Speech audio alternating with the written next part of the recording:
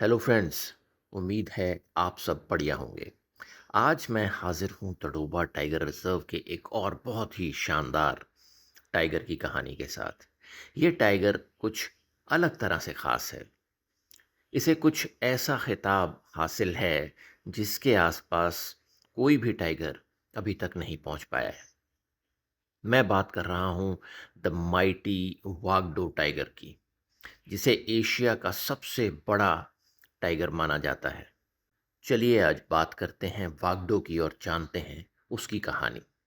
कहानी शुरू करने से पहले मैं रिक्वेस्ट करूंगा कि आप चैनल को सब्सक्राइब कर लें ताकि आप इंडिया के टाइगर की दिलचस्प कहानियों और उनके जीवन के बारे में जान सकें। वागडो का जन्म 2005 के आसपास हुआ था। उसे स्कारफेस के नाम से भी जाना जाता था।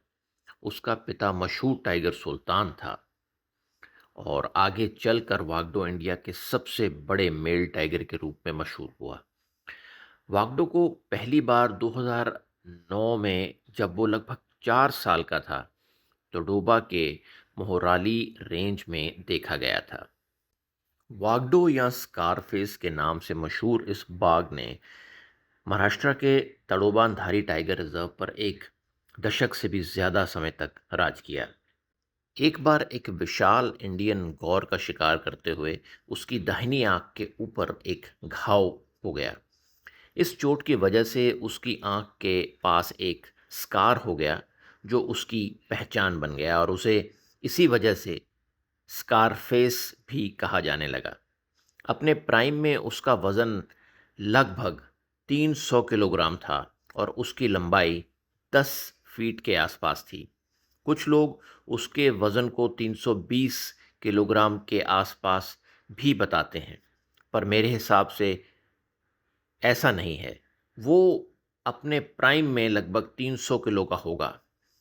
उसके इस वज़न और लंबाई की वजह से उसे मॉडर्न इंडिया के सबसे बड़े और प्रभावशाली मेल टाइगर्स में से एक माना जाता है। सन 2005 या 6 में येड़ा अन्ना मेल टाइगर मोहराली पर राज कर रहा था। येड़ा अन्ना अपने ज़माने का एक डोमिनेंट मेल टाइगर था। वो एक बड़े हिस्से को कंट्रोल करता था और कम से कम 4 टाइग्रेसेस पर उसका कंट्रोल था। उसे 2011 में वागडो ने चैलेंज किया और एक बहुत ही ज़बरदस्त लड़ाई में तक से हटा दिया। वागडो एक बहुत ही ताकतवर और बहुत ही बड़ा बाघ था। उसने येड़ा अन्ना की टेरिटरी, टाइग्रेसिस और बेटियों पर कंट्रोल हासिल कर लिया और येड़ा अन्ना को उत्तर की तरफ जाने पर मजबूर कर दिया। वागडो के राज के दौरान कोई भी बाघ उसे कुछ खास चुनौती नहीं दे सका।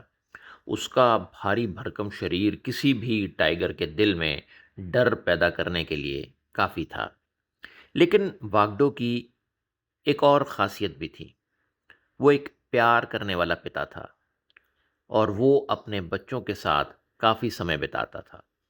वागडो उन पहले टाइगर्स में से एक था जिसे एक केयरिंग पिता के रूप में देखा गया था। अपनी टेरिटरी की सुरक्षा के मामले में वागडो बहुत ही सख्त था, लेकिन एक पिता के रूप में वो काफ़ी अलग और नरम दिल था। आमतौर पर मेल टाइगर्स अपने कब्ज के साथ ज़्यादा समय नहीं बिताते, लेकिन वागडो अपने कब्ज के साथ अक्सर देखा जाता था। वो अपने बच्चों को प्रोटेक्शन देता था, उनके साथ खेलता था और कई अलग-अलग लिटर्स और टाइग्रेसेस के कब्ज की देखभाल करता था। इसी फैमिली मैन स्वभाव ने उसे वाइल्ड लाइफ एंथुसियास्ट्स और फोटोग्राफर्स की पहली पसंद बना दिया था। वागडो ने अपनी टेरिटरी टोडोबा के बहुत ही महत्वपूर्ण और शिकार से भरी हुई मोहराली रेंज में स्थापित की। अपने लंबे शासनकाल के दौरान वागडो को लगातार जवान और अग्रेसिव मेल टाइगर से अपनी टेरिटरी बचानी पड़ती थी।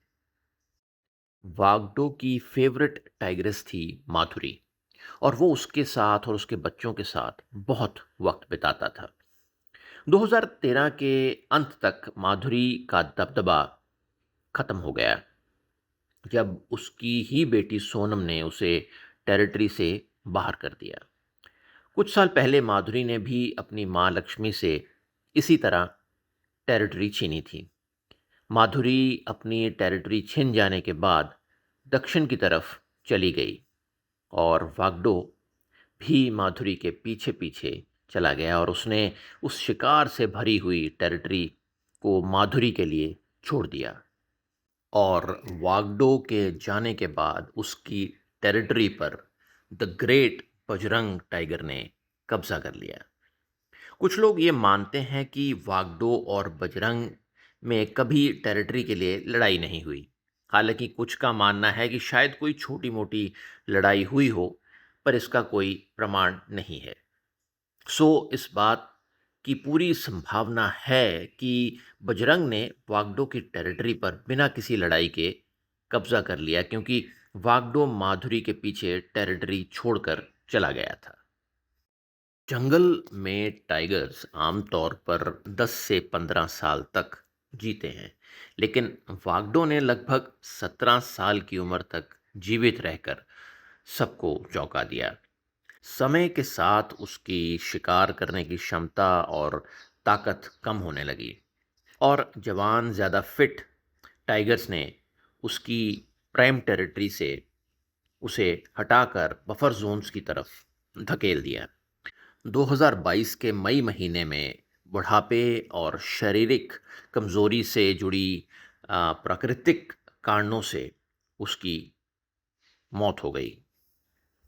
अपने पीछे वागडो एक ऐतिहासिक विरासत छोड़ गया। उसके कम से कम 40 कब्ज हुए, और आज भी उसके जीन्स तडोबा के कई हिस्सों में मौजूद टाइगर्स में देखे जा सकते हैं। इसी वजह से वागडो को तडोबा के इतिहास के सबसे महान और प्रभावशाली टाइगर्स में से एक माना जाता है। उम्मीद करता हूँ आपको वागडो की कहानी ज़रूर पसंद आई होगी। प्लीज़ चैनल को शेयर और सब्सक्राइब ज़रूर करें, ताकि आप इंडिया के टाइगर्स की कहानियों को जान सकें। बहुत जल्दी फिर मिलेंगे एक और शानदार और लेजेंडरी टाइगर की स्टोरी के साथ। जय हिंद।